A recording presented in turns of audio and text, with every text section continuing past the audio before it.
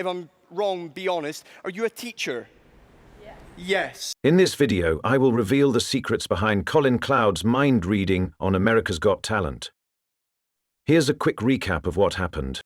Colin Cloud introduces himself as the closest thing to a real-life Sherlock Holmes and gives a quick demonstration by correctly identifying a woman in the audience as a teacher and the man beside her as a police officer. He then invites Tyra Banks on stage, has her sit down, and gives her a sealed scroll, telling her to hold on to it. He begins with Howie Mandel, giving him a coin and an antibacterial wipe. He asks Howie to hide the coin behind his back and bring it out in either hand. Colin then has him hold both hands out and say yes to both, while Colin observes his facial micro-expressions. He's able to correctly identify which hand holds the coin. Next, he moves to Mel B. He instructs the left side of the audience to think of a color, the middle to think of an animal, and the right side to think of a name.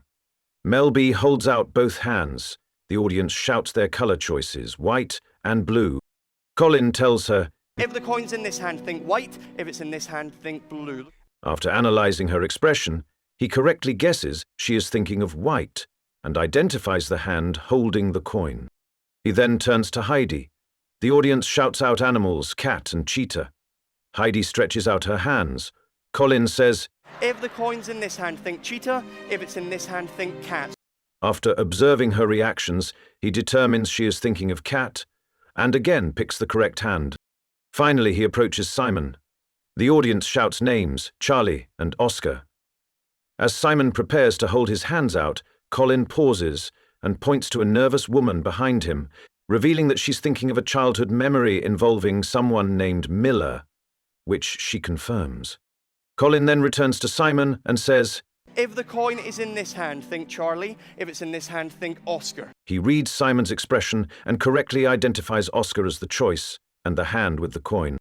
For the finale, Colin returns to Tyra and asks her to open the scroll that says to open the lid and show what's inside. Inside, they find a white cat, matching the selected color and animal.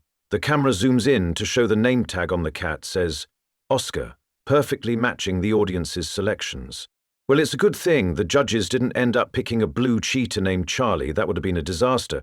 But of course, that was never going to happen because the real outcome, a white cat named Oscar, had been set from the very start. In other words, all the selections the judges apparently made freely were actually forced. This might make you question the audience instead of Colin himself, since Colin was the one who asked the audience out loud to think of any color, animal, and name, not himself. But here's the thing. Although the audience shouted out random selections, Colin was the one who filtered those selections out.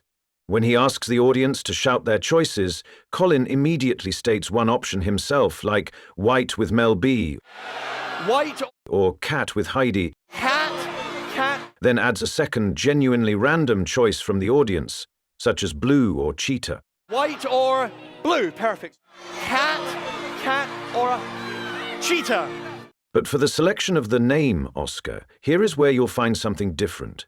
This time the first word, which was supposed to be Oscar, wasn't said out loud first.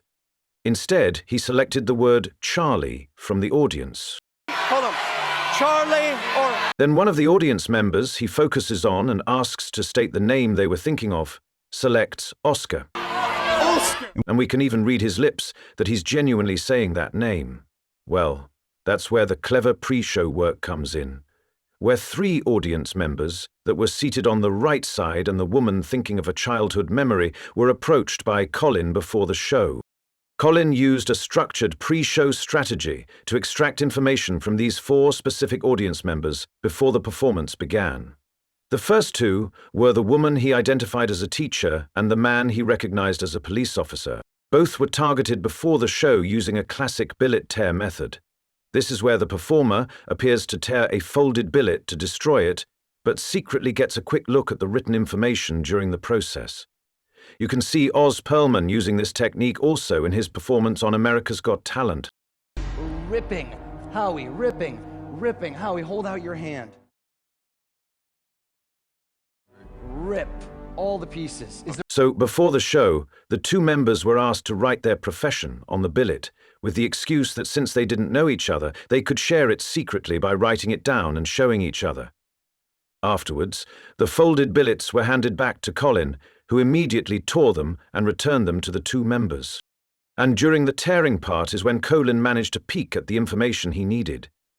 This exact peeking method was also used for the woman behind Simon, whose childhood memory and the last name Miller were revealed. All three of these people were seated close to the performance area. Colin already knew their seat locations before the show, ensuring that when it came time to interact with them, they would appear to be randomly selected while being fully within reach for clear interaction. The fourth subject, the man who shouted Oscar, was influenced through a playing card force. Before the show, he was asked to choose a card from a deck with random names on it, but the force ensured he inevitably selected the one with Oscar written on it. He was told to keep that name in mind when asked during the show. Now, all of this preparation comes down to one single point that could possibly mess up the entire act if he gets it wrong, which is that Colin had to know which hand the coin was hidden in, with 100% surety in seconds. This was crucial because right after he filtered the audience selections and the judge held out both hands, he needed to immediately point to a specific hand and attach the forced selection to it. For example, with Mel B, he said, if the coin is in your left hand, think white. If it's in your right hand, think blue. You might think the only real Sherlock Holmes level skill he displayed in the entire act was being able to tell with 100% accuracy which hand held the coin. But even that, too, is a trick. And no, the coin isn't gimmicked, it's completely ordinary. The method comes down to something subtle. You have to pay close attention to the curled fingers of the right hand. What he's holding inside his curled right-hand fingers is a gimmick. It's like a thumper that vibrates when metal is brought near it.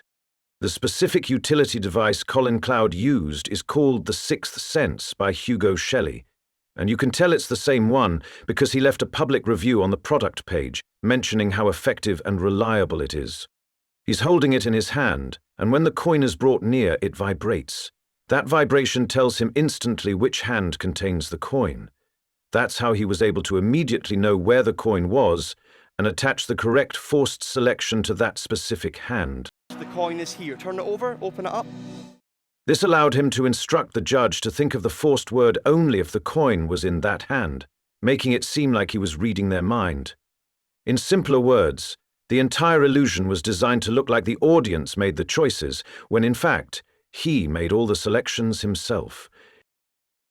Behind this mask, only the truth remains till we meet again.